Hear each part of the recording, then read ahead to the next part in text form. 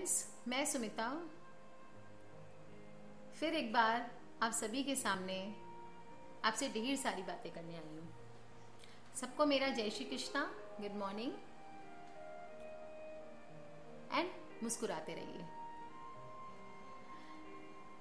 Last मेरी जो audio थी उसमें मैंने बात की थी उम्मीद की, एक छोटी सी कविता उसमें बात किया था हमने। चलो चलो बड़े चलो कि जिंदा हो तुम, मृत मत से नहीं लहरों से बंधी अपनी प्रवाह में बहे चलो। सुना था आप लोगों ने? आई होप सबको अच्छा लगा होगा, और अगर नहीं सुना तो प्लीज ये वाली ऑडियो खत्म होने के बाद आप जाके सुन सकते हैं उसको भी। देखिए, उसमें हमने ये बात की थी कि जिसके पास उम्मीद है वो लाख बार हार के भी नहीं हारता है, ठीक है। पर कितनी बार क्या होता है, लाइफ हमें, वो कहते हैं ना, रोलर कोस्टर है लाइफ, ऊपर नीचे झुलाती रहती है, कभी ऊपर कभी नीचे, कभी ऊपर कभी नीचे।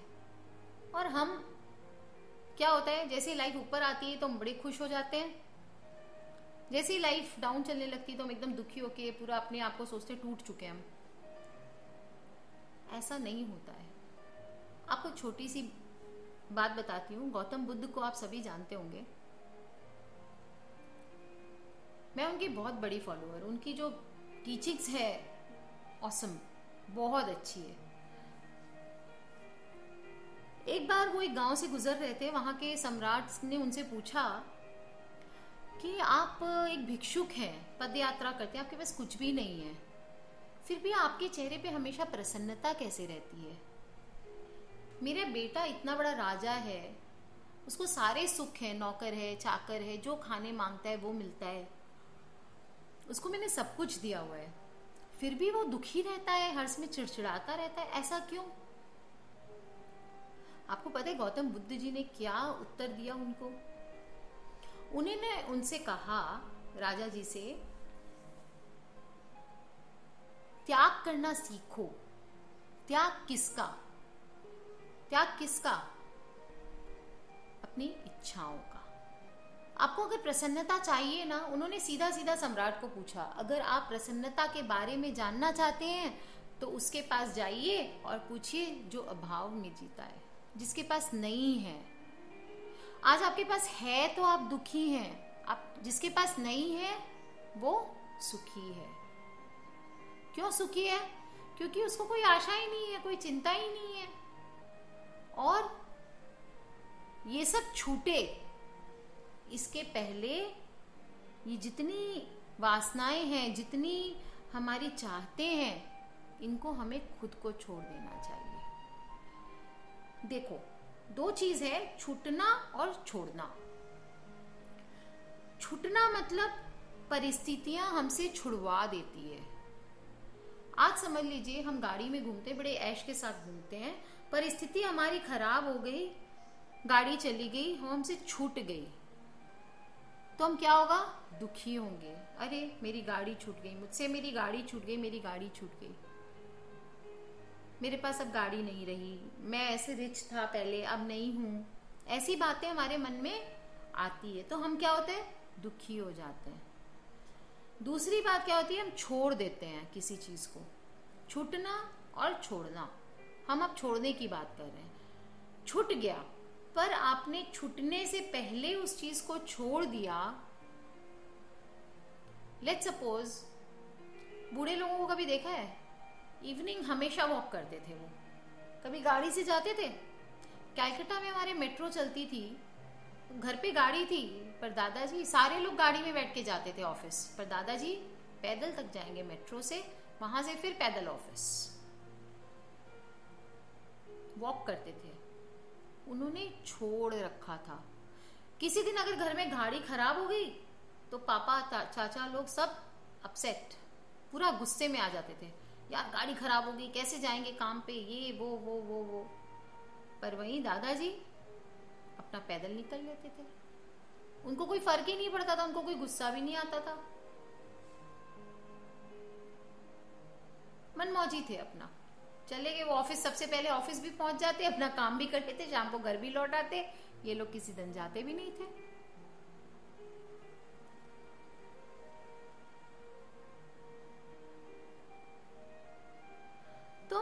अगर आपको गुस्सा आता भी है, क्या हुआ? गुस्से के क्षण में क्या हुआ? नुकसान हुआ, काम नहीं हुआ उस दिन का। गुस्सा आया भी तो अगर उस एक क्षण में आप धैर्य रख करके आप भी चले जाते मेट्रो से ऑफिस, तो आपका काम भी हो जाता, आप दुख भी नहीं पाते। उस दिन हो सकता है बहुत सारे जरूरी काम रहे होंगे ऑफिस में, आपने वो छोड़ दिए, आप प्रसन्न नहीं रह पाए। तो कोई भी चीज छूटने से पहले छोड़ दो तो वो आपको इफेक्ट ही नहीं करेगी, आपको पता ही नहीं चलेगा कि क्या खोया क्या पाया जिंदगी में। आप न्यूट्रल हो जाओगे। आप सब कुछ करते हो, चलिए मैं मान लेती हूँ आप ये सब करते हो, पर कभी कभी क्या होता है, और फिर आप उम्मीद भी रख के रखे हो कि चलो मुझे आगे बढ़ना है लाइफ में, फिर भी कभी कभी ऐसा होता है कि हम गुस्सा बहुत करने लगते हैं, क्रोध आता है हमको। और क्रोध किसको आता है? जो मन ही मन घुटता है, अंदर ही अंदर गुस्सा आता है, वो किसी को अपनी बातें बोलता नहीं है इंसान, है ना। जो मन में अपनी पीड़ा को दबा के रखता है वो इंसान दुखी रह जाता है। देखिए, हर जगह बुराइयां तो होती रहती है, लोग बुराई करते रहते हैं, है कि नहीं। किसी किसी को उसमें रस आता है बुराई में, वो मजा ही उसी में आता है, उसको जिंदगी का उसी में मजा मिला हुआ है। ऐसा क्यों होता है? क्योंकि वो लोग खुद कुंठा के शिकार होते हैं, ठीक है, उनको जिंदगी का रस उसमें ही मिल रहा है। वो दूसरा आदमी को छोटा ही किए जा रहा है, छोटा किए जा रहा है, छोटा किए जा रहा है। और वो ऐसा क्यों करता है? क्योंकि उसको अंदर से अनुभव होता है कि मैं बड़ा हूं,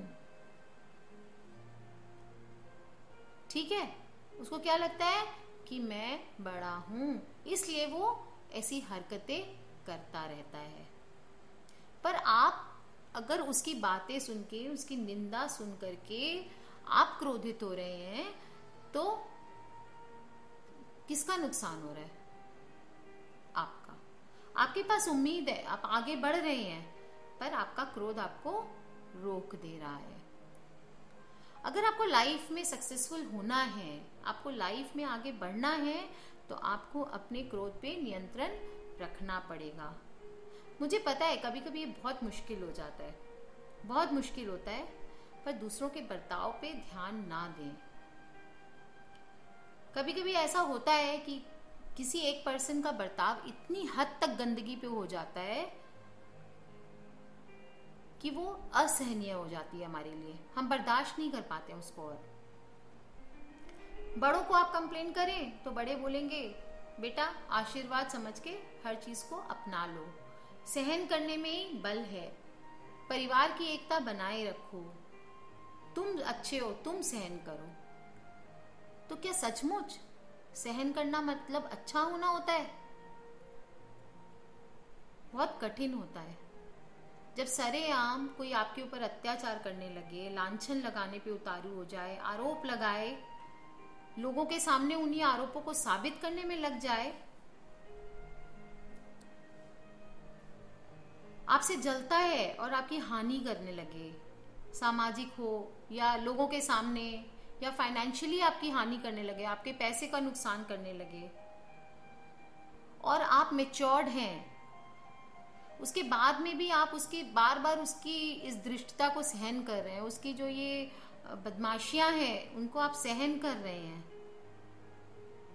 तो एक टाइम आता है जब आप भी भर जाते हैं और आपके लिए किसी को माफ करना मुश्किल हो जाता है। आप अच्छे हैं, आप में संतोष है, आप संतोषी हैं, आप बहुत बड़े हैं,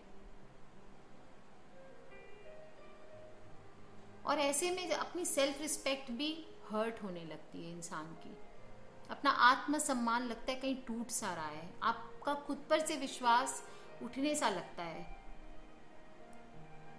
और जब ऐसा होने लगे तो याद रखिए ये आखिरी पॉइंट है, टेंशन बढ़ चुका है तार में। खींचते हैं ना जब किसी तार को, टेंशन बनता है, दो तार को, आप एक तार को लंबा खींचिए, साइंस पढ़ा होगा ना, उसमें बताते हैं, उसको पुल करिए, दोनों साइड से पुल करिए, एक पर्टिकुलर पॉइंट आएगा, टेंशन बढ़ता जाता है, बढ़ता जाता है, बढ़ता जाता है, और एक पॉइंट आ जाएगा, खट करके टूट जाता है तार। वो तार टूटने से पहले टेंशन को, परिवार हो या रिश्तेदार हो, किसी को ये हक नहीं है कि वो आपको हमेशा नीचा दिखाए। किसी को अधिकार नहीं है आपको हर वक्त अपशब्द बोलने का, आपको जलील करने का। आप भी एक इंसान हैं, आपका भी एक आत्मसम्मान है। ठीक है, सहन करिए, बर्दाश्त करिए। अगर आपने कोई गलती की है, कभी हो गई, वी आर ऑल ह्यूमन, तो कभी हमसे कोई मिस्टेक हो भी गई, तो किसी ने आपको डांटा या किसी ने चलो एक बार मजाक उड़ा दिया, बुराई कर दी, ठीक है, चलता है, चलता है। इतना तो सब करते हैं, गॉसिप कर रहे हैं बैठ के, चलो मैं उठ के गई तो पीछे से मेरी जेठानियों ने मेरी बुराई की, या वो बंदा उठ के गया ऑफिस से तो उसकी बुराई की सारे ऑफिस स्टाफ ने मिलके, चलता है इतना। पर आप उसको लोगों के सामने जलील करने लगो, सामाजिक लिहाज तोड़ दो, तो फिर भाई डर लगता है।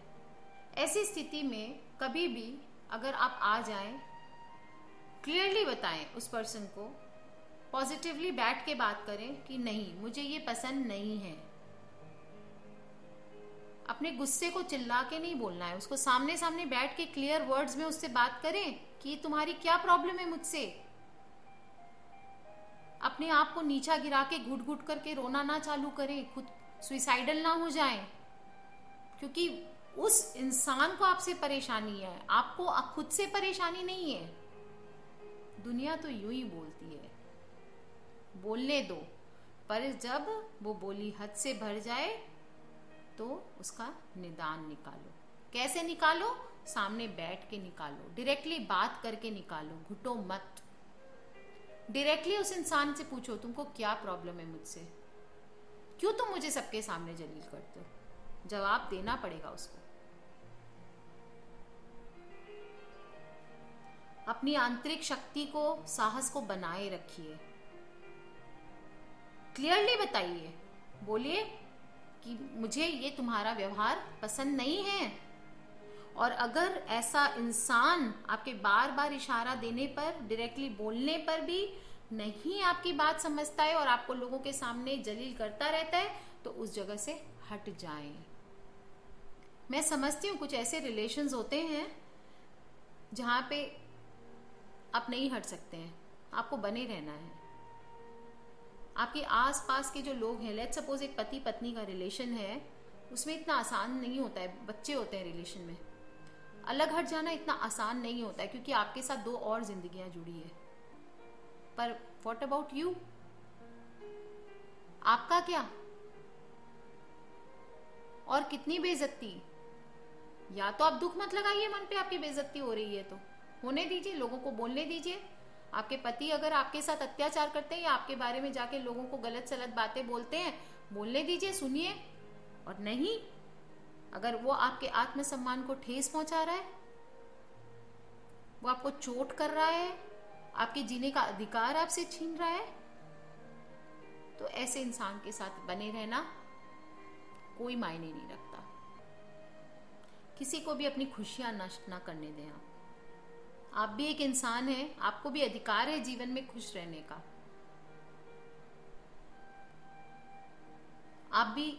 आप में अपनी श्रेष्ठता है, आपकी अपनी क्वालिटीज है। आप किसी के अंदर दबाव में रहने के लिए या गुलामी करने के लिए जीवन में नहीं आए हो। वो लोग दुष्ट होते हैं, उनमें खुद में एक असुरक्षा की भावना होती है। वो जब आपको आगे बढ़ते देखते हैं ना, तो उनके अंदर से जलन उनकी बाहर आती है। वो बर्दाश्त नहीं कर सकते हैं कि आप ऊपर उठ रहे हैं, आपकी अच्छाइयां लोग जान रहे हैं, आप मुस्कुरा रहे हैं, उनको आपके मुस्कुराने से भी प्रॉब्लम होती है। इसलिए वो आपको नीचा दिखाने का कोई मौका नहीं छोड़ते हैं। और वो ऐसा कैसे कर पाते हैं? लोगों में आपके प्रति गलत धारणाएं बनाकर। क्योंकि जब आप अपनी मंजिल हासिल करने में लगे होते हैं, तब वो पीठ पीछे बैठ के आपकी लोगों से आपके बारे में बुराइयां कर रहे होते हैं। जब तक आप जान पाते हो कि क्या बोला उन्होंने, तब तक बहुत देर हो चुकी होती है। ऐसे में टूटिए मत। जीवन में ये सब झेलना पड़ता है प्राय सभी को, पर आपकी श्रेष्ठता आपको सफल बनाएगी। स्ट्रांग बनिए, निडर बनिए। स्वामी विवेकानंद की बात याद आ गई मुझे आपसे बात करते करते। बहुत नीडर थे वो, बहुत नीडर। जब वो 8 साल के थे तो अपने एक दोस्त के यहाँ खेलने जाते थे, और वहीं पे मेरी सुनी हुई बात है ये, बचपन में वो अपने दोस्त के घर एक चंपक का पेड़ हुआ करता था उनके, और उस पे वो लटक के, चंपक का पेड़ होता है ना, गोल गोल बड़े बड़े फूल होते हैं उसपे, चंपक का पेड़ होता है, तो वो उस पे पकड़ के, उनका फेवरेट होता था, वो झूलते थे। तो एक दिन वो दोस्त के दादाजी जब आते हैं, उनको डर लग जाता है कि ये कहीं गिर ना जाए, कोई डाल टूट गई तो वो उनको डांट देते हैं कि तुम इस पेड़ पे मत चढ़ो, इससे दूर रहो। तो स्वामी विवेकानंद जी, उनके बचपन का नाम नरेंद्र था, तो वो कहते हैं नरेंद्र तुम इस पेड़ से दूर रहो। तो स्वामी विवेकानंद जी कहते हैं, पूछते हैं दादाजी को क्यों? तो उन्होंने बोला, दादाजी बच्चों को कैसे बुलाते हैं, बेटा दूध पी लो नहीं तो भूत आ जाएगा, हबड़ी आ रही है उधर से, बेटा ये कर लो नहीं तो ये हो जाएगा। तो उन्होंने भी स्वामी विवेकानंद जी को, नरेंद्र जी को बच्चा समझ के डरा दिया कि बेटा इस पेड़ में ना ब्रह्म दैत्य रहता है, वो रात में सफेद कपड़े पहन के घूमता है और देखने में बहुत भयानक है। स्वामी विवेकानंद जी तो बड़े थॉटफुल पर्सन थे, उनको ये सुनकर थोड़ा सा अजीब लगा, तो वो बोले कि ठीक है दादाजी आप मुझे और बताइए ये भूत है क्या। तो दादाजी उनको और डराने लगे, बोलने लगे ये पेड़ पे चढ़ने वाले लोग हैं ना, इस पे पेड़ पे चढ़ते हैं तो गर्दन तोड़ देता है, ये कर देता है, वो कर देता है, बहुत सारी बातें बताई। अब नरेंद्र जी को तो मन में ऐसा हुआ, सुना उन्होंने, फिर वो चुपचाप वहां से चले गए। दादाजी को भी लगा कि अरे वाह ये बच्चे को मैंने डरा दिया, अब ये आगे से पेड़ पे नहीं झूलेगा।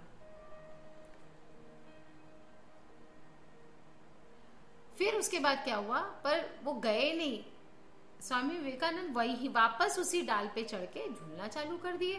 तो उनका दोस्त बोलता है, अरे तूने सुना नहीं दादाजी ने क्या बोला, वो दैत्य आएगा ना तेरी गर्दन तोड़ देगा।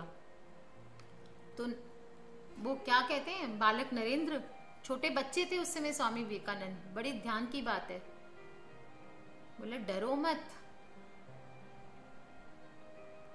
तुम भी कितने भोले हो, ध्यान रखिए ये सबके लिए है, उन सभी के लिए जो जिंदगी में डरते हैं सच्चाई की का सामना करने से, अपनी बुराई होते देख करके घुट घुट के खुद मरते हैं, घुटो मत। ध्यान रखना जो मैं बता रही हूँ, स्वामी विवेकानंद जी के शब्द पूरे दोहरा रही हूँ, इनको अपने जीवन में उतार लीजिए। और आज तक आपने जो किया किया, आगे से घुटना नहीं है, अपने आप को कोसना नहीं है, स्ट्रांग बनिए, नीडर बनिए। और ध्यान से सुनिए क्या बोला स्वामी विवेकानंद जी ने अपने दोस्त को, तुम डरो मत, तुम भी कितने भोले हो, सिर्फ इसलिए कि किसी ने तुमसे कुछ कहा तुम उस पर यकीन मत करो। खुद ही सोचो, अगर दादाजी की बात सच होती तो मेरी गर्दन अभी तक टूट नहीं गई होती। समझे आप? वो रोज झूलते थे, पर दादाजी ने उनको एक दिन डराया, ऐसे कुछ भी बोल दिया, पर स्वामी विवेकानंद ने उनकी बात नहीं मानी। और जब दोस्त डर गया उनकी बात सुन के, दादाजी की बात सुनकर, उन्होंने उसको क्या समझाया, तुम डरो मत, साहसी बनो, नीडर बनो, किसी की भी बात पे यकीन मत करो, अपने आप को पहचानो आप क्या हो। हमारी जिंदगी में भी कई बार ऐसा होता है कि हम दूसरों की बातों में आकर हमारे अंदर की आवाज को भूल जाते हैं। हम क्या है, हमारी श्रेष्ठताएं क्या है, हम कौन सी फील्ड में अच्छे हैं, हमारे गुण क्या है, हम वो सब भूल जाते हैं। और जो हमारा लक्ष्य होता है जीवन में, हम उनसे भटक कर, उनकी, जिन लोगों ने आपको नीचे पुल डाउन करने की ट्राई किया था, उनके उसी जाल में फंस जाते हैं। उनके स्टैंडर्ड पे, उनका तो काम ही है, वो नीचे आपको पुल करेंगे, वो आपको दुनिया के सामने, सिर्फ उनका ध्येय होता है गिराना दुनिया के सामने। और वो उन्होंने अपना काम पूरा कर लिया। आज के लिए बस इतना ही। थैंक यू सो मच दोस्तों, सोचते रहिए, फिर मिलूंगी आप सभी से। जय श्री कृष्ण।